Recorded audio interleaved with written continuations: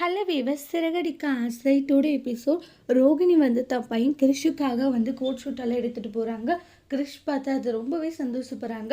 எனக்கு ரொம்பவே பிடிச்சிருக்குமா அப்படின்ட்டுலாம் சொல்கிறாங்க. இங்கே பாரு, ஃபங்க்ஷனில் யார் முன்னாடியுமே வந்து அம்மா நீ சொல்லக்கூடாது கிறிஷ். ஒரு நேரம் வரும்போது நானே எல்லாருக்கிட்டையும் சொல்கிறேன். என்னடா இப்படி சொல்கிறேன்னு நினச்சிக்காத.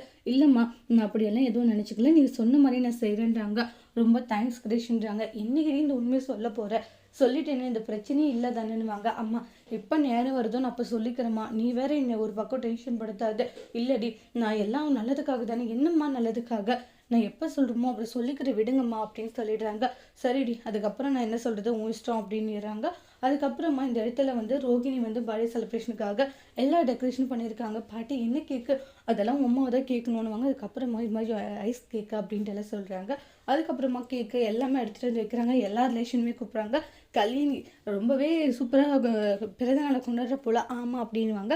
அதுக்கப்புறமா வந்து கேக்கெல்லாம் கட் பண்ணலான்னு அரேஞ்ச் பண்ணும்போது கால் வருது, முத்துவும் மீனா வந்திருப்பாங்க. அதை பார்த்த ரோகிணி ஷாக் ஆகுறாங்க. ஐயோ, என்ன இது, இந்த முத்து மீனா வந்திருக்காங்களே அப்படின்ட்டு ரோகிணி போய் பயந்து போய் ரூமில் ஒழிஞ்சுக்கிறாங்க. அதுக்கப்புறம் கிரீஷ் அப்படின்ட்டாங்க, அங்கிள் நல்லா இருக்கீங்களா அப்படின்ட்டு ரொம்ப ஹாப்பியாகிறாங்க. வாப்பானுவாங்க. இது மாதிரி மீனாக்கு ஒரு நாள் புடவை எடுத்தேன், சரி அப்படியே கிறிஷ்க்கும் பர்த்டே ஞாபகம் வந்துச்சு, அவனுக்கும் ட்ரெஸ் எடுத்துகிட்டு வரலாம் தான் வந்தேன் அப்படின்வாங்க. அதுக்கப்புறமா வந்து ரொம்ப ஹாப்பியாக இருக்காங்க. ஓ, பர்த்டே செலிப்ரேஷன் தான் நடந்துட்டுருக்காங்க அப்படின்ட்டுலாம் பேசிகிட்டு இருக்காங்க. இந்த இடத்துல ஸ்துதியோடைய அம்மா வந்து ரவி ஒர்க் பண்ணுற இடத்துக்கு வராங்க. இங்கே பாருங்கள், இன்னங்க செக்குன்னு சொல்லி கொடுக்குறாங்க.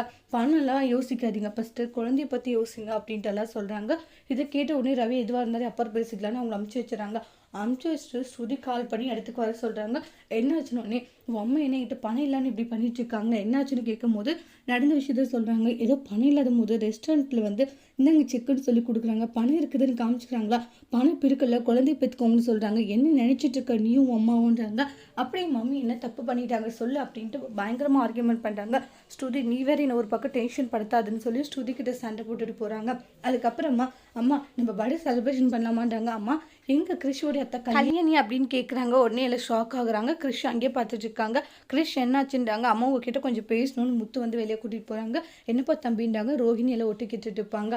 அம்மா கிறிஷோடைய அத்தை கல்யாணி ஏன் வரலையே அவங்கன்றாங்க. இல்லை ஒர்க்கு, என்ன ஒர்க்கு சொல்லுங்கள், என்ன இருந்தாலே அவங்க இப்படி பண்ணக்கூடாது, நீங்கள் ஃபோன் பண்ணி கொடுங்க நான் பேசிட்டு. இல்லை தம்பி வேண்டாம் விடுங்கன்றாங்க.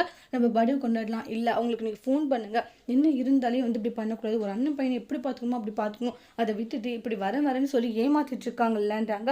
விழக்கூடாதுன்னுவாங்க. இல்லைப்பா அவங்களுடைய அத்தை கல்யாணி அப்படின்றாங்க. புரியலன்னுவாங்க. இல்லை அத்தை அத்தான்னு கூப்பிட்றாங்கல்ல, அது வந்து அவங்க அத்தை இல்லை, அதுதான் அவங்களுடைய அம்மான்றாங்க. குழந்தைகிட்ட போயிட்டு அத்தையை அம்மாவை போயிட்டு அத்தைன்னு சொல்லி வச்சுருக்கீங்க, ஏமா இப்படி பண்ணீங்க அப்படின்ட்டுலாம் முத்து சொல்கிறாங்க. சே, அம்மா ஏன் இப்படி சொன்னாங்கன்னு சொல்லிட்டு ரோகிணி ஒரு பக்கம் ரொம்பவே டென்ஷனாக இருக்காங்க. இன்னொரு பக்கம் வந்து இது மீனாவுக்கும் முத்துக்கும் பயங்கர அதிர்ச்சியாக இருக்குது. இப்படியெல்லாம் நீங்கள் பொய் சொல்லி அம்மா இது மாதிரி பண்ணிகிட்ருக்கீங்க அப்படின்ட்டு முத்து ரொம்பவே கோவப்படுறாங்க. அதோட இந்த எபிசோட் முடிச்சிருக்காங்க. தேங்க்யூ.